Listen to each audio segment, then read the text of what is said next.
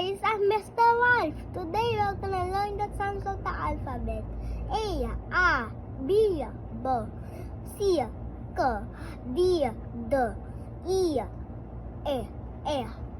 F, G, G, H, I, E, J, K, K, L, M,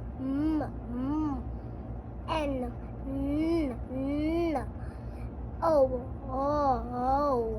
P, Q, R, S, T, U,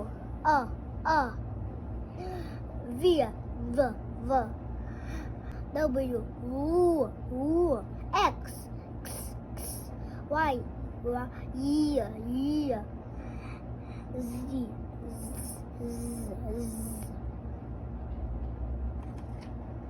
Hi guys, I'm Mr. Wolf.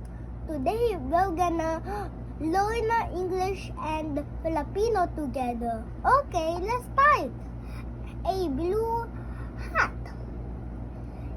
6 red mugs. Dig the big pit. A round rag. A man with a long van. Taba ng babae. Ubo ni abe. Adobo ng arle. Kuba sa kubo. Bibe ni Ada. Alam sa yung mga tao na nanood. I hope you have a great day. Bye!